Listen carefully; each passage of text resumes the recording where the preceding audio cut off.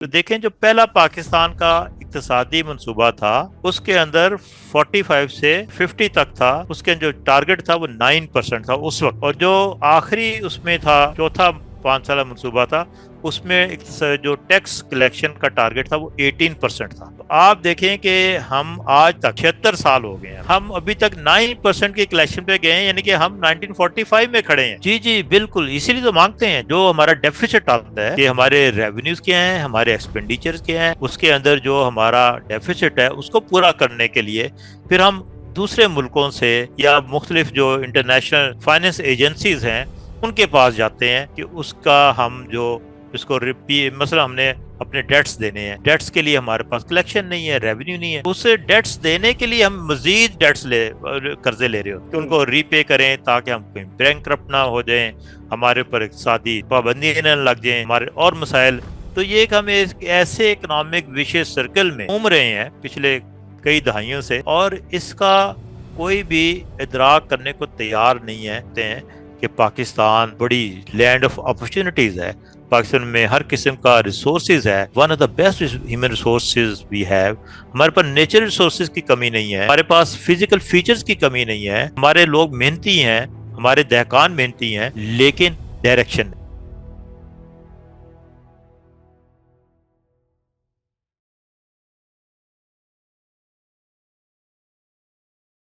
Khatin و Hazrat, welcome to Reality Bites, the show where we offer you a slice of the real.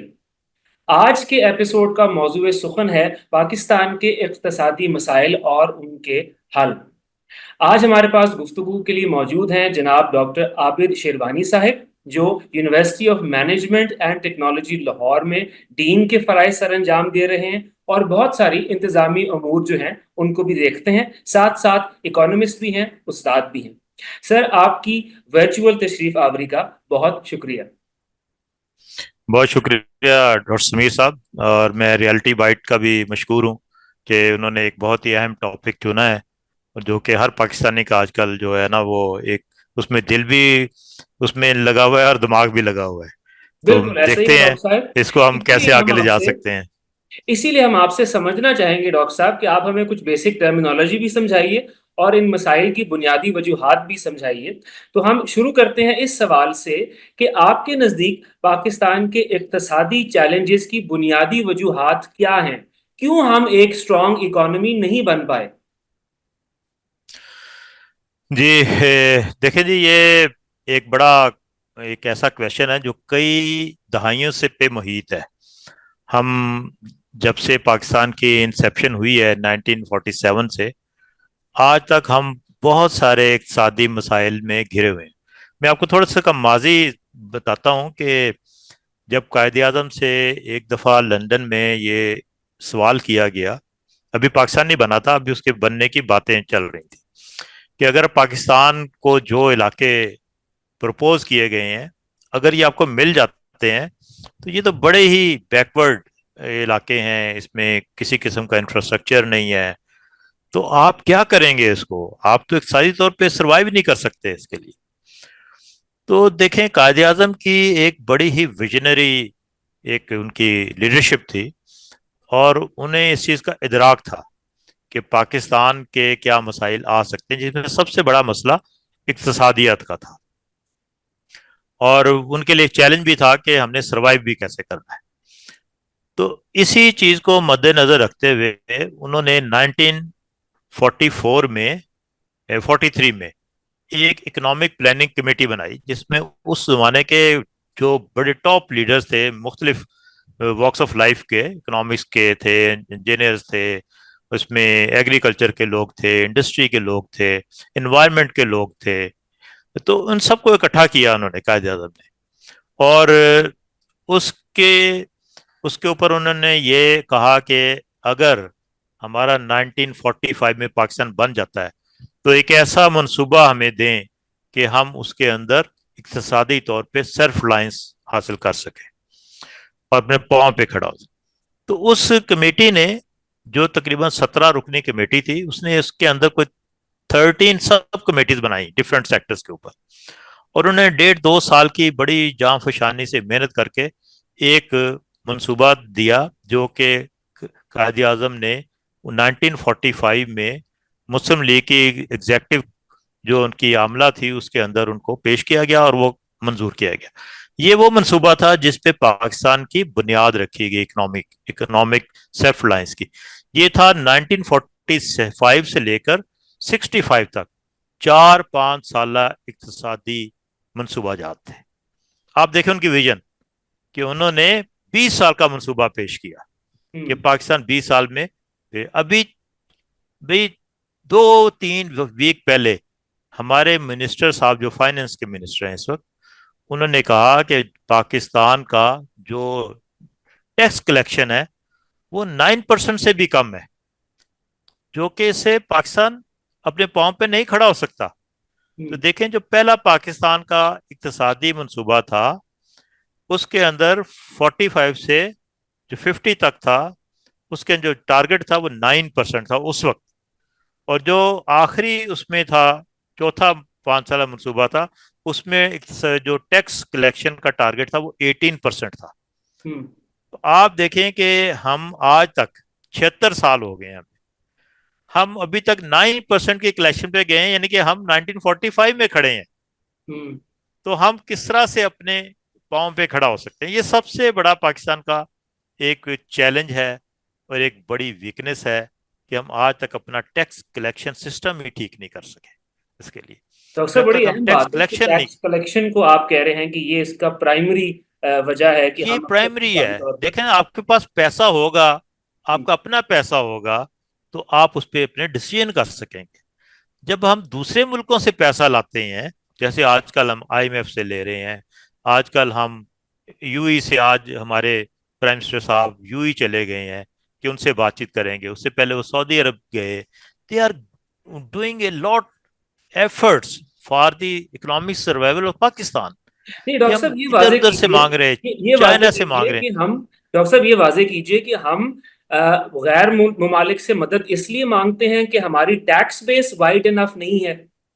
جی بالکل, اسی لیے تو مانگتے ہیں. جو ہمارا ڈیفیسٹ آتا ہے کہ ہمارے ریونیوز کیا ہیں, ہمارے ایکسپینڈیچرز کیا ہیں, اس کے اندر جو ہمارا ڈیفیسٹ ہے اس کو پورا کرنے کے لیے پھر ہم دوسرے ملکوں سے یا مختلف جو انٹرنیشنل فائنینس ایجنسیز ہیں ان کے پاس جاتے ہیں کہ اس کا ہم جو اس کو مثلا ہم نے اپنے ڈیٹس دینے ہیں, اب ڈیٹس کے لیے ہمارے پاس کلیکشن نہیں ہے, ریونیو نہیں ہے, تو اسے ڈیٹس دینے کے لیے ہم مزید قرضے لے رہے ہوتے ہیں کہ ان کو ری پے کریں تاکہ ہم کہیں بینکرپٹ نہ ہو جائیں, ہمارے اوپر اقتصادی پابندیاں نہ لگ جائیں, ہمارے اور مسائل. تو یہ کہ ہم ایسے اکنامک ویشیس سرکل میں گھوم رہے ہیں پچھلے کئی دہائیوں سے, اور اس کا کوئی بھی ادراک کرنے کو تیار نہیں ہے کہ ہمیں سارے اسٹیک ہولڈرز ہم بیٹھیں, ہمارے اکانومسٹ بیٹھیں, ہمارے انڈسٹریز بیٹھیں, ہمارے ٹریڈرز بیٹھیں, ہمارے بیوروکریٹس بیٹھیں, ہماری پولیٹیکل لیڈرشپ بیٹھے. اور میں اب پولیٹیکل لیڈرشپ کے اوپر ایک اور بھی لیڈرشپ بن گئی, وہ ہماری جس کو ہم اسٹیبلشمنٹ کہتے ہیں, اس کو بھی بیٹھنا چاہیے بیچ میں. تو وہ بیٹھ کے کنسنسس ڈکلیئر کریں کہ ہمیں آگے کیسے چلنا ہے, اپنے پاؤں پہ کیسے کھڑے ہونا ہے, اپنی ایگو کو ختم کرنا ہوگا, اپنے انسٹیٹیوشنز کو مضبوط بنانا ہوگا, پرسنل چیزوں کو پیچھے لانا ہوگا, اور نیشنل جو کلیکٹیو جو ہمارے انسٹیٹیوشنز ہیں ان کو آگے لانا ہوگا تاکہ ہم سروائیول کی طرف جا سکیں. اب تو جو پرابلم ہے آپ جیسے ینگ لوگوں کو, اور ہم بھی دیکھتے ہیں ہمارے یونیورسٹی میں ہزاروں بچے ایک بڑی ہوپ سے آتے ہیں, یہاں پہ پورے پاکستان کے مختلف ڈسٹرکٹ سے آتے ہیں, ان کے پیرنٹس کے ایک بڑے ہوپ ہوتے ہیں اپنی اولاد کے ساتھ کہ یہ میرے بچے انجینئر بنیں گے, اکانومسٹ بنیں گے, بینکرز بنیں گے, ٹیکسٹائل انجینئر بنیں گے, مختلف اور شعبے کے انجینئر بنیں گے, کمپیوٹر سائنٹسٹ بنیں گے. لیکن جب وہ پاس آؤٹ ہو رہے ہوتے ہیں تو ان کی جو ایسپریشنز ہیں, جو ان کی خواہشات ہیں, وہ میچ نہیں کر رہی ہوتی ہماری اکنامک کنڈیشنز ہیں, جو ہماری انوائرمنٹ ہے, جو ہمارا انفراسٹرکچر ہے. اس کے لیے پھر وہ دیکھتے ہیں یار ہم کیا کریں, ہم نے اس کے اوپر اتنا ایکسپینڈیچر کیا, ہمارے ماں باپ کا پریشر ہے, ہماری سوسائٹی کا پریشر ہے, ہماری اپنی سروائیول کا پریشر ہے, ہم نے آگے لے کے جانا ہے, لیکن ان کو کوئی چیز نظر نہیں آتی. تو یہ ایک بہت بڑے چیلنج ہے ہمارے پاس اس وقت پاکستان کے اندر.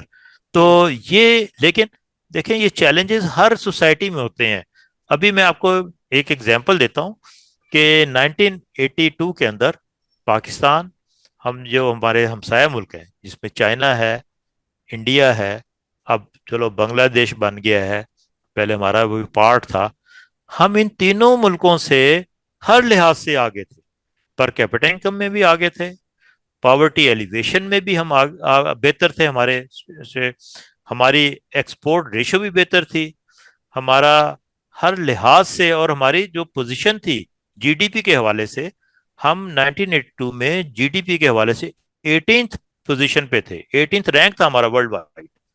لیکن اگر آپ آج ابھی بیٹھ کر سرچ کریں تو ہم کہاں کھڑے ہیں؟ جو 82 میں ہم 18th پلیس پہ تھے، اب ہم 46 پلیس پہ چلے گئے ہیں۔ ہم سے کئی ملک، 2-3 درجن ملک جو ہم سے بہت پیچھے تھے، وہ آگے چلے گئے۔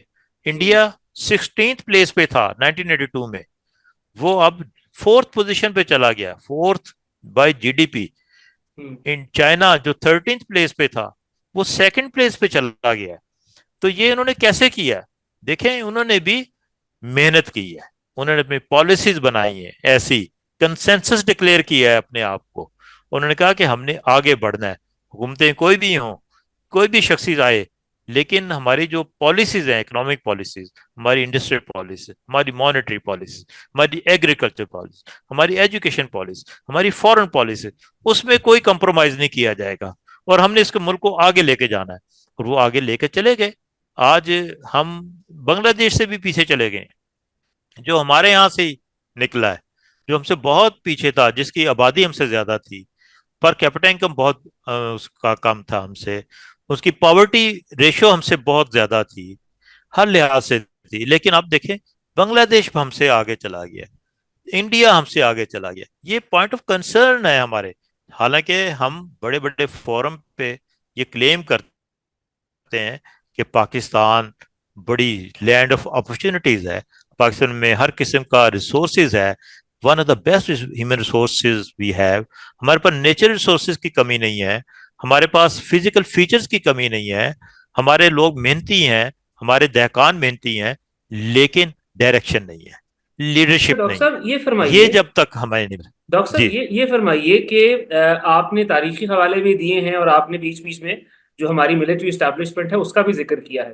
تو جو ہسٹورین عائشہ جلال لکھتی ہیں کہ 1947 میں ہی ہماری سول اور ملٹری بیوروکریسیز جو تھیں وہ ملک کے اقتصادی اور سیاسی نظام کے اوپر حاوی ہو گئیں، اور ان کی مشینری کو سنبھالنے کے لیے ہمیں باقی ممالک سے قرضے بھی لینے پڑتے ہیں، اور یہ باقی اکانومی کے لیے ایک ڈریگ ڈاؤن ایفیکٹ کریٹ کرتی ہیں۔ کیا آپ اس سے اتفاق کریں گے؟ لیکن 1947 میں ہماری جو آرمی تھی وہ اصل میں ٹرینڈ بائی برٹشرز تھی، اور برٹشرز نے اپنے مقاصد کے لیے یہاں پہ آرمی کو، سول بیوروکریسی کو اور پولیٹیکل سسٹم کو ڈیولپ کیا تھا، ان کے اپنے مقاصد تھے، کیونکہ انہوں نے رول کرنا تھا ہم سے۔ وہ کتنے پرسنٹ تھے ہمارے؟ وہ تو 2% بھی نہیں تھے برٹشر یہاں پہ ہماری پاپولیشن کے حوالے سے، لیکن انہوں نے سسٹم ایسے بنائے جس کو وہ 2%، 98% کو کنٹرول کر رہے تھے، اس پر وہ حاوی ہو آرمی گئی؟ کے ہوں، وہ بیوروکریسی ہو، وہ ہماری جوڈیشری ہو، وہ ہمارا پولیٹیکل سسٹم ہو، وہ سب کے اوپر حاوی تھا۔ لیکن ہم نے کوئی بھی نیا سسٹم نہیں دیا بننے کے بعد بھی۔ ایک تو بات یہ کہ قائد اعظم کو موقع ہی نہیں ملا، وہ بیچارے 1 سال کے قلیل عرصہ میں ہی یہاں سے دنیا سے رخصت ہو گئے، تو وہ جو ان کے عزائم تھے، جو ان کے منصوبہ جات تھے، وہ کیری فارورڈ ہی نہیں ہو سکے، اور وہی ہماری ڈومیننس رہ گئے سسٹم کے اندر۔ آج ہماری بیوروکریسی کا بھی وہی حال ہے، ہماری ملٹری بیوروکریسی کا بھی وہی حال ہے، تو یہ چلتے آ رہے ہیں۔ لیکن دیکھیے، اس کے باوجود میں پھر آپ سے کہتا ہوں، جو ہماری اکنامک اساس تھی، وہ 20 سال کا منصوبہ تھا جو قائد اعظم نے ہمیں دے گئے ہیں، اور ہماری آنے والی حکومتیں نے اس پہ بہت زیادہ، کافی زیادہ اس پہ عمل بھی کیا، جس کی وجہ سے ہمارا جو بیفور 71 ہمارے اقتصادی حالات بہت اچھے تھے۔ ہم 60s کا دور دیکھ لیں اور ارلی 70s کا دور دیکھ لیں، we are one of the best. ہمارے پاس بڑے بڑے، یہاں پہ دیکھیں پاکستان جب بنا کوئی ٹیکسٹائل مل نہیں تھی، 1 یا 2 تھی ہمارے ملک کے اندر، سیمنٹ کا کوئی کارخانہ نہیں تھا پورے اس ایریا کے اندر، نہ ایسٹ پاکستان میں نہ ویسٹ پاکستان کے اندر۔ ہمارے پاس कोई बिजली घर नहीं थे, बिजली नहीं थी यहाँ पे, लोगों के पास बहुत महदूद लेवल के ऊपर थी। हमारे पास कोई इंफ्रा डिफेंस की कोई इंडस्ट्री नहीं थी, एक गन भी नहीं बनती थी, एक बुलेट भी नहीं बनती थी, कोई चीज नहीं थी। लेकिन जब यहाँ पे आए हमारे सनतकार जो बड़ी बड़ी वो फैमिली थी, जिन्होंने पाकिस्तान की सपोर्ट की पाकिस्तान को बनाने में, और उसको अर्ली ईयर्स के अंदर फाइनेंशियल भी सपोर्ट की। वलीकास थे, सफानी थे, जाफर थे, और बहुत सारे लोग थे जिन्होंने बेशुमार काम किए, अपनी इंडस्ट्री लगाई, वो पाकिस्तान को कदमों पे खड़ा किया। और वो वक्त भी था जब पाकिस्तान बहुत सारे मुल्कों को कर्ज देता था, जापान को कर्ज देता था, आपको इंडोनेशिया को कर्ज देता था, मलेशिया को कर्ज देता था, आपके जर्मनी को कर्ज देता था। तो ये पाकिस्तान की ग्लोरी थी उसके अंदर, कि उन लोगों के उस वक्त जज्बा था, एक चैलेंज था कि हमने, हिंदू कहता था, बिरला ने बाकायदा एक पम्फलेट लिखा था, बिरला जो कंपनी थी, बहुत बड़ा सनतकार था, उसने कहा कि ये इकोनॉमिकली वायबल ही नहीं है पाकिस्तान, ये अपने खुद ही खत्म हो जाएगा चंद महीनों के अंदर अंदर। लेकिन आप देखें कि उस वक्त के हमारे जो उस वक्त जो हमारे सिविल सर्वेंट भी थे, उन्होंने भी चैलेंज कबूल किया, हमारे सनतकारों ने भी चैलेंज कबूल किया, हमारी पॉलिटिकल लीडरशिप ने भी चैलेंज कबूल किया, और इसके अंदर बहुत जबरदस्त इंफ्रास्ट्रक्चर डेवलप किया। वो बेस्ट टेक्नोलॉजी यहाँ पे लेके आए। यहाँ आपके लाहौर में ही बीको फैक्ट्री थी, जिसे बटाला इंजीनियरिंग कंपनी कहते हैं, ये बादामी बाग के अंदर।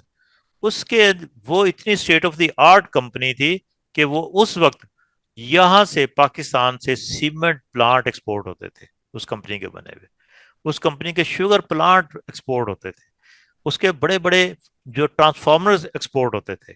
और वहां पे वो एक बहुत बड़ी प्लानिंग कर रहे थे कि वहां पे गाड़ियां बनाने के, जहाज बनाने के, टैंक बनाने के। तो लेकिन इसमें एक जो हमारा एक तारीख पहलू आया, वो हमारी पॉलिटिकल लीडरशिप ने किया। जब 71 में नई गवर्नमेंट आई, हमारा साना हुआ, हम दो मुल्क, पाकिस्तान जो था दो मुल्कों में तकसीम हो गया, एक को बांग्लादेश बन गया, जो वेस्ट पाकिस्तान था आज का पाकिस्तान, इसमें आप और मैं आप रह रहे हैं। तो उसमें जो उस वक्त पॉलिटिकल लीडरशिप आई, उसने 73 में नेशनलाइजेशन कर ली। हम्म। जितनी भी इंडस्ट्री थी उसको नेशनलाइज कर लिया गया, हुकूमती तहवील में ले लिया गया। वो एक बहुत बड़ा सेटबैक था। वो उससे आज तक हमारा जो इंडस्ट्री का पहिया है वो अभी तक स्टेब्लिश नहीं हो सका। अच्छा डॉक्टर और साहब, ये भी तो इसकी कहा वजह जाता से, है ना, डॉक्टर साहब कथा कलामी, लेकिन ये भी कहा जाता जी है जी, कि जो नेशनलाइजेशन की ड्राइव थी, उसकी बुनियादी वजह ये थी कि अयूब खान के दौर में होने वाली तमाम इक्तसादी तरक्की जो थी वो लॉप साइडेड थी या वन साइडेड थी, कि तमाम इंडस्ट्रीज पंजाब में लग रही थी या वेस्ट पाकिस्तान में लग रही थी, ईस्ट पाकिस्तान में हमने कोई इंडस्ट्री नहीं लगाई, उनका जूट एक्सपोर्ट करके वो सारे पैसे भी हम यहीं पर हड़प लिया करते थे। तो इसको बैलेंस आउट करने के लिए ये लाजमी था कि हम थोड़ा सा सोशलिस्ट फुटिंग पे चलते और अपने इदारों को और अपनी इंडस्ट्रीज को नेशनलाइज करते। तो इस आर्ग्यूमेंट को आप कैसे देखते हैं? नहीं नहीं, ये वो आर्गुमेंट नहीं था, और ये एक बहुत महज एक प्रोपेगेंडा है। मैंने इस पे काफी काम किया, और मैंने कैबिनेट्स के पेपर निकलवाए हैं, कैबिनेट डिवीजन से, जो हमारी डिफरेंट कैबिनेट्स रही हैं, उनके मैंने बड़ा स्टडी किया है। और ये बिल्कुल प्रोपेगेंडा है। बल्कि मैं तो ये कहूंगा, जो सबसे ज्यादा इंडस्ट्री में इन्वेस्टमेंट हुई है वो ईस्ट पाकिस्तान में हुई थी। अच्छा। फार्मास्यूटिकल इंडस्ट्री में ईस्ट पाकिस्तान में, जूट इंडस्ट्री में ईस्ट पाकिस्तान में हुई, फिर शिप ब्रेकिंग और शिप मेकिंग के अंदर सबसे ज्यादा वहां पे इन्वेस्टमेंट हुई।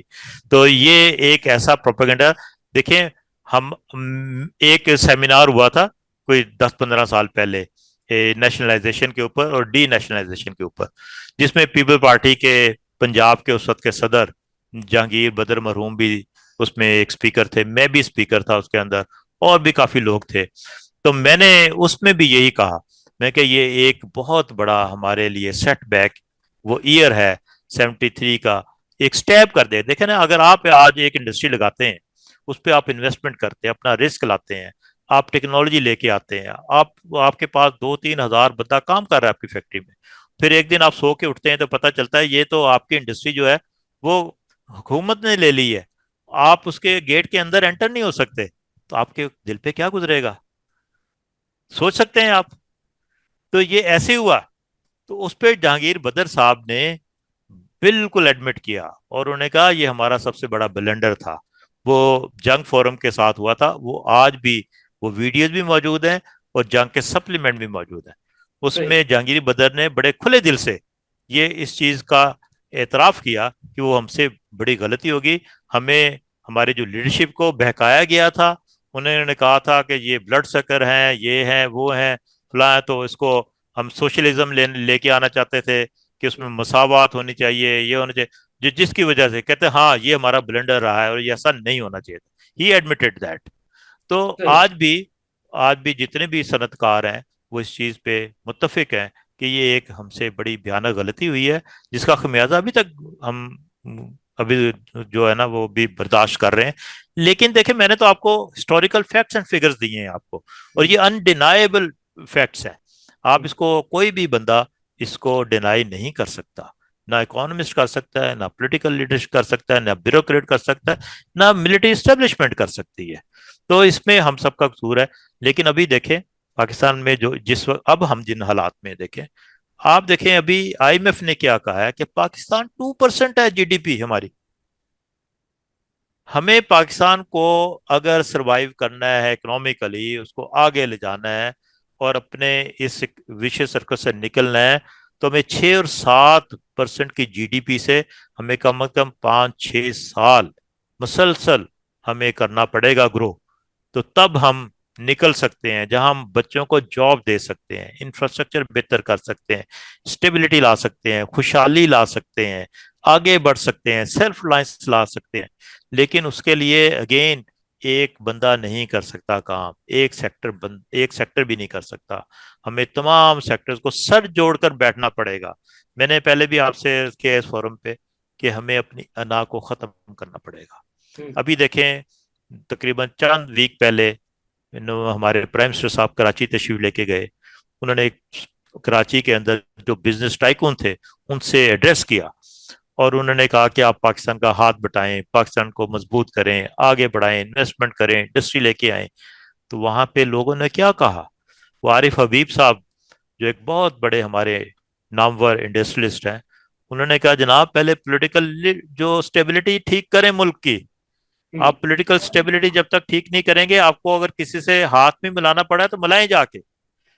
جب تک آپ یہ کام نہیں کریں گے، ہمارا اپنا بزنس مین کا ٹرسٹ نہیں ہے یہاں پہ، اس کا ڈاکٹر فیتھ صاحب میں نہیں ہے اس نقطے پہ پاکستان کے ابھی اندر. آتا ہوں. پولیٹیکل جی انسٹیبلٹی پہ میں آپ سے تفصیل سے بات کرنا چاہوں گا. اس سے پہلے ایک سوال یہ ہے کہ ڈاکٹر صاحب پاکستان کی سول اور ملٹری بیوروکریسیز کے جو شاہانہ اخراجات ہیں اور جو ان کی مرات ہیں، اس کا ہماری اکانومی پر کیا اثر پڑتا ہے؟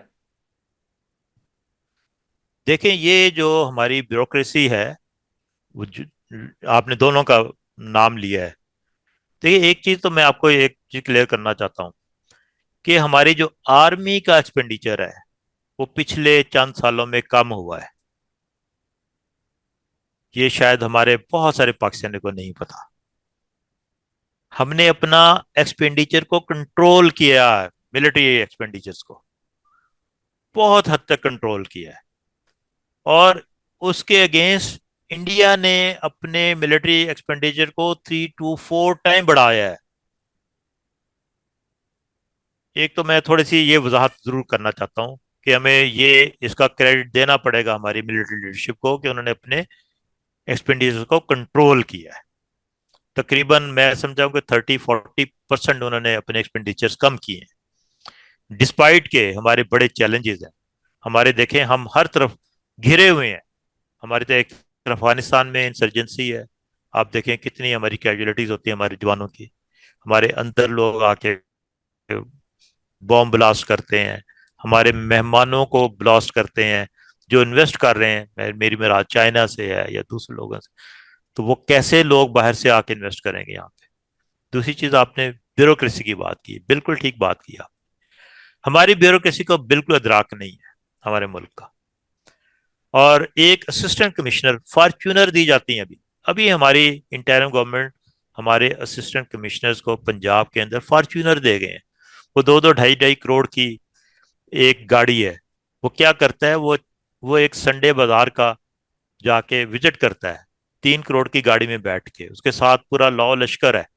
وہ ایک 5 روپے کی چیز دیکھتا ہے کہ جو ٹماٹر ہے یہ مارکیٹ پرائس میں 40 روپے بک رہا ہے یا 45 روپے بک رہا ہے، یا ایک پیاز جو ہے وہ 70 روپے بک رہا ہے یا 60 روپے بک رہا ہے، وہ 4 کروڑ کی گاڑی پہ بیٹھ کے 3 کروڑ کی گاڑی پہ بیٹھ کے یہ کام کر رہا ہے۔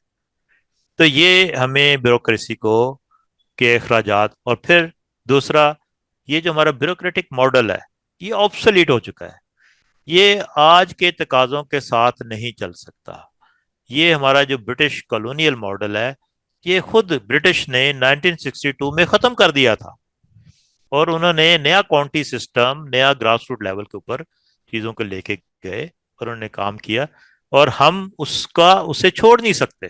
ہماری بیوروکریسی پہ اتنی ٹریننگ ہوتی ہے، یہ پھر ٹریننگ کے بعد ایک دنیا کے ملکوں کو دیکھنے جاتے ہیں ہماری بیوروکریٹ، اور اس میں ایک ترقی یافتہ ملک ہوتا ہے، ایک انڈر ڈیولپڈ ملک ہوتا ہے، دونوں کا کمپیریزن کرنے جاتے ہیں کہ وہ کیسے چل رہے ہیں، اور یہ سیر سپاٹا کر کے سب آ جاتے ہیں، لیکن ان کے جو بیسٹ پریکٹسز ہیں کبھی اڈاپٹ نہیں کی۔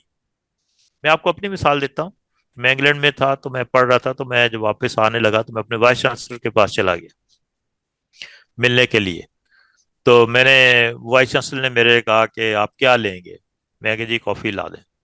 کہتے اچھا، وہ باہر چلا گیا۔ میں سمجھا شاید اپنے سیکٹری کو کہنے گیا ہوں کہ 2 کافی لے آؤ بھائی، جیسے ہم یہاں پہ بیل دیتے ہیں بھائی یہ چیز لے آؤ، فلاں لے آؤ۔ وہ گیا تو 10-15 منٹ بعد وہ آئے تو دونوں ہاتھوں میں 2 کپ اٹھائے ہوئے تھے کافی کے۔ کہتا ہے sorry mister Abid, queue was very long. وہ کیوں میں لگا ہوا تھا وائس چانسلر، آسٹیریٹی۔ وہ لوگ آسٹیریٹی کر رہے ہیں جن کی پر کیپٹا انکم $50,000 ہے، اور ہم محلوں میں رہ رہے ہیں، 3-4 کی گاڑی میں پھر رہے ہیں۔ ایک ہمارا گریڈ 17 کا اسسٹنٹ کمشنر جس کا ہمارا پر کیپٹا انکم اس وقت $1,600 ہے، اور ہم ہر ایک ایک بندہ مقروض ہے لاکھوں روپے کا پاکستان کا۔ تو آسٹیریٹی میئرز کے لیے ہم بڑے کام کرتے ہیں، لیکن ہم عملی طور پہ اس کا، ہمارے اتنے ڈویژن ہیں، اتنی گاڑیاں ہیں، اتنے پیٹرول ہیں، اتنے اخراجات ہیں، اتنے گھر ہیں وہاں پہ۔ تو اس وقت جو امریکہ کے اندر آپ کسی بھی ترقی یافتہ ملک میں چلے جائیں، یہ کوئی کمپیریزن ہی نہیں۔ ہماری ایڈمنسٹریٹو کاسٹ جو ہے دنیا میں سب سے زیادہ ہے اس کے لیے۔ تو ہمیں، آپ کا بات بالکل ٹھیک ہے، ہمیں اس پہ کنٹرول کرنا پڑے گا، اس کو ہمیں بہت نیچے لانا پڑے گا، اور ایسا سسٹم لانا پڑے گا کہ ہم اس سے بغیر کام کریں۔ آج کل آئی ٹی کا زمانہ ہے، بہت ساری چیزیں ایک کلک کے اوپر آپ دے سکتے ہیں ہم، اور کر بھی رہی کچھ گورنمنٹ میں نہیں یہ کہتا کہ انہوں نے نہیں کیا، انہوں نے بہت اچھے سٹیپ بھی کیے ہیں۔ اب بہت ساری چیزیں آپ گھر بیٹھے لے سکتے ہیں، آپ اپنا ڈومیسائل بنا سکتے ہیں، آئی ڈی کارڈ بنا سکتے ہیں، دوسری چیزیں کر سکتے ہیں۔ یہ بہت اچھی، ہمیں اس کی طرف آنا پڑے گا، لیٹسٹ ٹیکنالوجی میں آنا پڑے گا، اپنے سسٹم کو ٹھیک کرنا پڑے گا، ہمیں فرینڈلی سسٹم بنانے پڑیں گے، جس میں انکلوسیو سسٹم دینے پڑیں گے، جس میں تمام معاشرے کو اس کے اندر شامل کرنا پڑے گا، اس کے اسٹیک کو شامل کرنا پڑے گا، تب بھی ہم اس کو بہتر کر سکتے ہیں۔ صحیح۔ ڈاکٹر صاحب ہم آگے بڑھتے ہیں۔ آپ نے ذکر کیا تھا سیاسی عدم استحکام کا، تو تھوڑا سا ہمیں یہ سمجھائیے، اور ہم پھر پروگرام کی کلوزنگ کی طرف بھی جا رہے ہیں، کہ پریسائسلی وہ کون سے ذریعے ہیں، وہ کیا ویز ہیں کہ جس سے سیاسی عدم استحکام یا انسٹیبلٹی جو ہے وہ اقتصادی امور پر اثر انداز ہوتی ہے؟ دیکھیں جی، یہ دو ایسے پہیے ہیں کسی بھی گروتھ کے۔ اگر ایک پہیا خراب ہوگا، یہ کمزور ہوگا، تو آپ کو وہ پوری اسٹرینتھ سے آگے نہیں بڑھ سکتے، آپ کی گاڑی آگے نہیں چل سکتی۔ یہ دونوں ایک دوسرے کے لازم و ملزوم ہیں، ایک دوسرے پہ ڈپینڈنٹ ہے۔ میں آپ کو ایک ایگزامپل دیتا ہوں۔ اکنامک ریسیشن ہوا ورلڈ وار 2 کے بعد، اور یا پہلے میں آپ کو اس سے بھی پہلے بھی ایگزامپل دے، ورلڈ وار 2 ہو رہی تھی، عروج پہ تھی، اور تھوڑا سا انگلینڈ ڈپریشن میں تھا، اس کے اوپر بہت زیادہ آ رہے تھے۔ تو ان کے پاس کچھ صحافی گئے چرچل کے پاس، چرچل اس وقت کمانڈ کر رہا تھا اس کو۔ تو انہوں نے کہا جی یہ بتائیں کہ کیا آپ جیت رہے ہیں، کیا انگلینڈ جیت جائے گا یہ ورلڈ وار 2؟ تو اس نے صحافی سے پوچھا مجھے یہ بتائیں کہ آپ کا جو جوڈیشری ہے یا جو آپ کے منصف ہیں یا آپ کے جو ججز ہیں میجسٹریٹس ہیں وہ انصاف کر رہے ہیں, پبلک کو انصاف مل رہا ہے. تو وہاں کے جو جرنلسٹ ان کے پاس گئے ہوئے تھے تو انہوں نے کہا کہ یہ کیا پاگل بندہ ہے, ہم بات کچھ کر رہے ہیں یہ جواب کچھ دے رہا ہے. بہرحال انہوں نے کہا جی ہاں جی وہ جوڈیشری جو ہے نا اپنا کام ٹھیک کر رہی ہے. کہتے ہیں جب میرے ملک کے ادارے ٹھیک کام کر رہے ہیں نا تو پھر ہم ضرور جیتیں گے. اس کا میسج یہ تھا کہ ہمارے انسٹیٹیوشنز کو اپنا رول اپنی اسپرٹ آنےسٹی کے ساتھ پلے کرنا چاہیے, اور اب وہ دیکھیں وہ پھر وہ جنگ جیت گئے. ٹھیک ہے, اچھا یہ تھی. دوسری بات, جب جنگ ختم ہوئی تو اکنامک ریسیشن آیا, بہت اکنامک ریسیشن تھا. وہ اس وقت یعنی کہ نفسا نفسی کا دور تھا, کوئی پولیٹیکل انسٹیبلٹی ڈیولپ ہو چکی تھی, کوئی لیڈر کچھ کہہ رہا تھا, کوئی لیڈر کچھ کہہ رہا تھا, کوئی پولیٹیکل پارٹی کچھ کہہ رہی تھی, کوئی کچھ کہہ رہی تھی. تو اس کے اوپر تو انہوں نے پھر سب کو اکٹھا کیا, کنسنسس کیا, اور وہاں بیٹھے. انہیں کہ جی جو کچھ بھی ہو گیا ختم کرو ہمارے خلافات, ہم آپس میں نہیں لڑیں گے, ہم نے جو کرنا ہے اپنے اس ملک کے لیے کرنا. یہ ملک ہوگا تو ہم آگے بڑھیں گے, نہیں ہوگا تو ڈس انٹیگریشن ہو جائے گی. تو پولیٹیکل انسٹیبلٹی کو انہوں نے اسٹیبلٹی میں ٹرانسفارم کیا, جس کے بعد پھر وہ اکنامک ڈیولپمنٹ وہاں پہ شروع ہوئی اور وہ آگے بڑھ گئی. دوسری مثال میں آپ کو ویتنام کی دیتا ہوں. ویتنام وہ ملک ہے جس کو 60s اور 70 کی دہائی میں تباہ و برباد کر دیا گیا. امریکہ نے اس پہ اتنی بمبارمنٹ کی کہ اس کے جنگلات بھی ختم کر دیے, اس کو بالکل فلیٹ کر دیا. دنیا میں سب سے زیادہ بمبارمنٹ اگر کسی ملک میں ہوئی ہے وہ ویتنام میں ہوئی, اور وہ بالکل آلموسٹ, لیکن انہوں نے وہ جنگ جیتی, ایک عزم اور حوصلے سے لڑے. وہاں سے امریکہ نکل گیا جیسے رشیا نکل گیا افغانستان سے, لیکن ویتنام اتنا ڈپریس تھا. آپ دیکھیں, میرے ایک دوست ہیں ڈاکٹر رضوان, وہ وہاں پہ کام کرتے ہیں, ایک بڑے ویژنری آدمی. انہوں نے کہا کہ میں 2008 میں وہاں جب ویتنام میں گیا, ہوچی من سٹی میں جو ان کا کیپٹل ہے, کہتے ہیں کہ وہاں پہ ایئرپورٹ پہ اندھیرا تھا رات کو, وہاں پہ کوئی شاپنگ مال نہیں تھا, اور بہت ہے. لیکن اس دوران ان کی پولیٹیکل لیڈرشپ اکٹھی ہوئی. انہوں نے کہا کہ ہمیں آج ڈیسیژن کرنا ہے کہ اس ملک کو اسی طرح رہنے دینا ہے ڈس انٹیگریٹ, یا ہمیں اس کو آگے بڑھانا ہے. تو کئی ہفتوں کی ڈبیٹ کے بعد انہوں نے یہ کنسنسس کیا کہ نہیں, ہمیں آگے بڑھنا ہے. انہوں نے آگے بڑھنا ہے تو پھر انہوں نے فرینڈلی پالیسیز بنائی, اس میں پولیٹیکل چیزوں کو نکال دیا. انہوں نے یہ نہیں کہ آپ نے یہ انڈسٹری لگانی تو ہمارا پولیٹیکل لیڈر یا فلاں بندہ کہتا ہے اس میں میرا شیئر رکھو تو تب آپ کو یہ لائسنس ملے گا, یہ فلاں چیز ملے گی. نو, انہوں نے دن رات کام کیا. آج وہی ویتنام, اس وقت ویتنام کی $350 بلین کی ایکسپورٹ ہے. پاکستان 24 کروڑ کا 25 کروڑ کا ملک ہے, ہماری $30 بلین کی ایکسپورٹ ہے بڑی مشکل سے. انڈیا نے ایک کام کیا, انہوں نے ایک ڈائریکشن دی 1972 میں اندرا گاندھی نے انفارمیشن ٹیکنالوجی کے اوپر ایک ویژن دیا. آج انڈیا صرف ایک کموڈیٹی سے $280 بلین ارن کر رہا ہے. ابھی 3-4 ہفتے پہلے بزنس لیڈرشپ کانفرنس کی مودی صاحب نے, ان کے پرائم منسٹر نے, اور انہوں نے کہا کہ ہم بائی 2025 $600 بلین کی ایکسپورٹ کریں گے. $300 بلین آئی ٹی سے اور $300 بلین آٹو موبائل سے. آج انڈیا میں تمام برانڈز, جاگوار ہو جائے, رولز رائس ہو جائے, مرسڈیز ہو جائے, ہونڈا ہو جائے, واکس ویگن ہو گئے, سب کی مینوفیکچرنگ ہو رہی ہے وہاں پہ. یہ لیڈرشپ کی ویژن ہوتی ہے. تو ہمیں بھی اسی طرح کی ایک ویژن چاہیے, اسی طرح کا ایک ڈیسیژن چاہیے. تمام سٹیک ہولڈرز کو بٹھا کے, میں بار بار کہہ رہا ہوں, ایک کنسنسس کرنا پڑے گا, پولیٹیکل کنسنسس, کہ ہم نے پولیٹیکل کنسنسس کیا ہے for the growth of Pakistan, for the prosperity of Pakistan, for the innovation of Pakistan. تب ہم اس کو آگے چلیں گے.